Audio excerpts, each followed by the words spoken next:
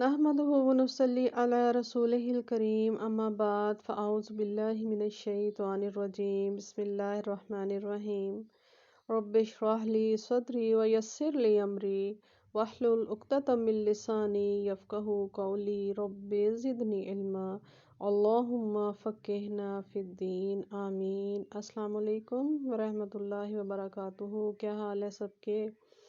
اللہ پاک سے دعا ہے کہ اللہ تعالی ہم سب کے ایمان، جان، مال، عزت، اولادوں میں، نیکیوں میں، عبادتوں میں اپنی لاتعداد رحمتیں، عافیتیں اور برکتیں عطا فرمائے، آمین۔ حدیث پاک کا مفہوم ہے کہ حضرت ابن عباس رضی اللہ تعالیٰ عنہ سے مروی ہے کہ وہ فرماتے ہیں کہ ایک مرتبہ حضرت جبرائیل علیہ السلام آپ نبی علیہ السلام کے ساتھ تشریف فرما تھے کہ اوپر سے ایک زوردار آواز آئی، تو آپ جبرائیل علیہ السلام نے فرمایا کہ یہ آسمان کا ایک ایسا دروازہ ہے جو آج سے پہلے کبھی نہیں کھلا، اور یہ جو فرشتہ ہے جو آسمان سے نیچے نمودار ہوا ہے یہ آج سے پہلے زمین پر کبھی نہیں آیا۔ اس فرشتے نے آ کر آپ نبی علیہ السلام کو دو نوروں کی خوشخبری سنائی، ایک نور سورۃ الفاتحہ اور دوسرا نور سورہ البقرہ کی آخری دو آیات۔ سورۃ الفاتحہ اس کا جو مفہوم معنی ہے وہ ہے ابتدا، آغاز، کھولنا، اور اسی سے ہی قرآن پاک کی ابتدا ہوتی ہے، اسی سے ہی نماز کی ابتدا ہوتی ہے، اور نماز میں اگر یہ سورہ نہ پڑھی جائے یا بھول جائیں پڑھنا تو نماز ہی نہیں ہوتی، اس کی اتنی زیادہ اہمیت ہے۔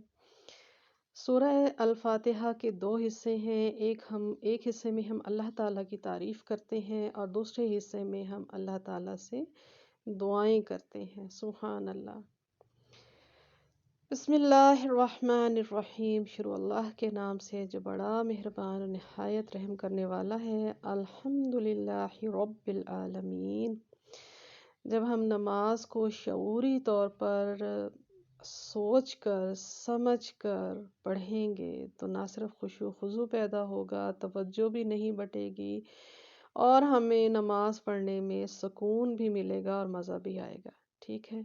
اور اتنی بڑی ہستی کے سامنے جب ہم جائیں گے تو ہمیں یہ پتہ ہوگا کہ ہم اللہ تعالیٰ کی تعریف جو ہے وہ کن الفاظ میں کر رہے ہیں، اور اللہ تعالیٰ سے ہم کیا دعا مانگ رہے ہیں، کس طرح سے ہم اللہ سے ہم کلام ہیں، ٹھیک ہے؟ تو اس لیے میں آج آپ کو اس کا ترجمہ بھی بتاؤں گی، اور روزانہ کی بنیادوں پر ہم اگر ایک ایک آیت بھی کا ترجمہ اگر ہم یاد کرتے رہیں تو میرا خیال ہے ایک ہفتہ لگے گا اور ہمیں اس کا ترجمہ جو ہے وہ اچھے سے یاد ہو جائے گا۔ جب ہم نماز شروع کرتے ہیں اور اس میں ہم الحمدللہ پڑھتے ہیں اور اس کا ذہن میں ترجمہ رکھیں گے تو کیسے رکھیں گے؟ ہم کہیں گے الحمدللہ رب العالمین، ساری تعریفیں، ساری اچھائیاں، سارے اوصاف، ٹھیک ہے، ساری کبریائی اور بڑائی، ساری شان و شوکت کس کے لیے ہے؟ صرف اور صرف اللہ کے لیے ہے۔ سبحان اللہ۔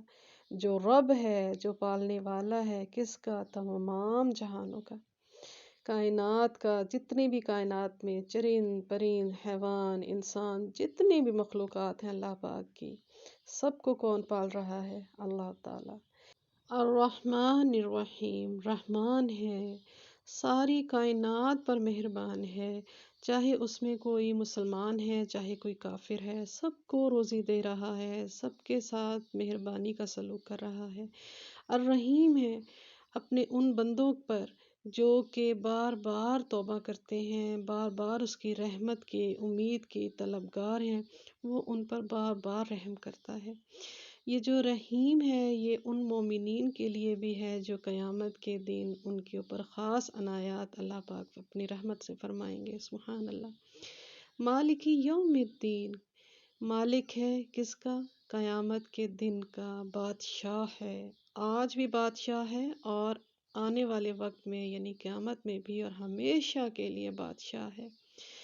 اور شکر ہے الحمدللہ کہ اللہ مالک ہے، کسی بھی انسان کے ہاتھ میں ہمارا معاملہ نہیں ہے، کیونکہ عام طور پر دیکھا گیا ہے نا کہ جب ہم انسانوں کو کوئی حکومت یا کوئی خاص عہدہ عطا ہوتا ہے تو پھر ہم انصاف نہیں کر پاتے. شکر ہے کہ وہ اللہ تعالیٰ کے ہی ہاتھ میں ہے اور وہی بادشاہ ہے اور وہی انشاءاللہ رحم بھی فرمائے گا اور عدل بھی کرے گا. ایاک نعبد و ایاک نستعین، اور ہم صرف اور صرف کس کی عبادت کرتے ہیں؟ اللہ تعالیٰ آپ کی عبادت کرتے ہیں. کسی پیر سے، کسی فقیر سے، کسی انسان سے نہیں مانگتے.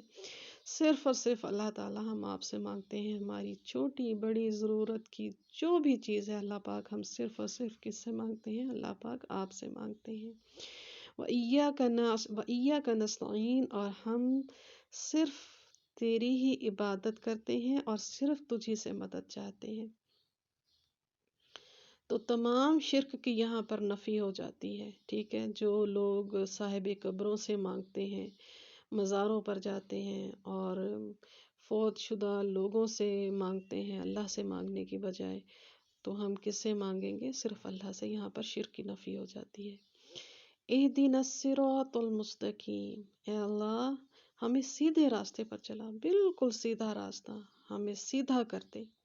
ٹھیک ہے، ہمیں اب ٹیڑھا نہ کرنا. جب تو نے ہمیں ہدایت بخش دی ہے تو اللہ تعالیٰ اب ہمیں سیدھا ہی رکھنا. کس قدر پیاری دعائیں ہیں. صراط الذین انعمت علیہم غیر المغضوب علیہم ولا الضالین آمین.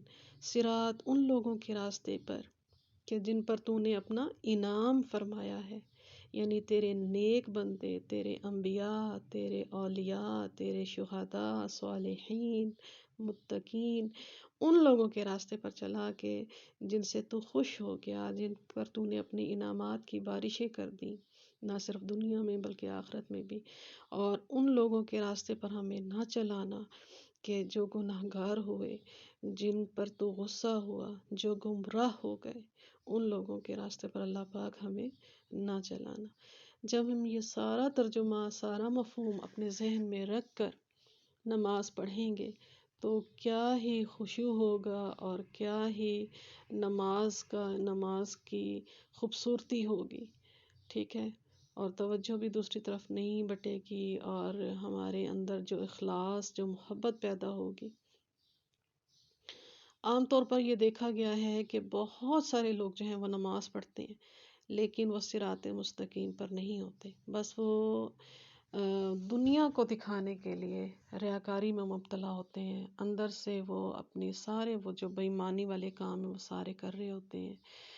تو نماز ایسے لوگوں کو کیوں راہ راست نہیں دکھاتی؟ کیونکہ ان کے دل میں اخلاص ہی نہیں ہوتا، اللہ کی رضا ہی نہیں ہوتی، اللہ کی محبت ہی نہیں ہوتی. بس وہ اپنے غلط کاموں کو چھپانے کے لیے جو ہے وہ نماز کا سہارا لیتے ہیں تاکہ لوگوں میں ہم نیک لگیں، نیک نظر آئیں. ٹھیک ہے، یہ امید کرتی ہوں آج یہ جو ترجمہ ہے آپ کو سن کے بہت اچھا لگا ہوگا اور آپ کے دل میں شوق پیدا ہوا ہوگا کہ ہم بھی ترجمے کے ساتھ نماز کو پڑھیں اور آج سے ترجمہ یاد کرنا شروع کریں. ٹھیک ہے، اس کے بعد پھر ہم قرآن کی کوئی بھی صورت اس کے ساتھ ملا سکتے ہیں، اس کا بھی ترجمہ ہمیں کوشش کرنی چاہیے کہ یاد کریں. اور مختلف صورتیں جو ہیں وہ بدل بدل کر پڑھنی چاہیے.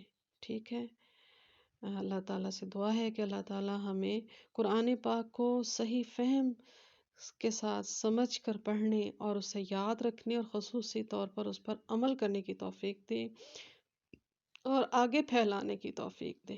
اللہ کے تبلیغ کے کاموں کو اللہ تعالیٰ ہمارے لیے آسان کر دے اور اس میں برکت عطا فرمائے. آمین. ربنا تقبل منا انک انت السمیع العلیم وتب علینا انک انت التواب الرحیم.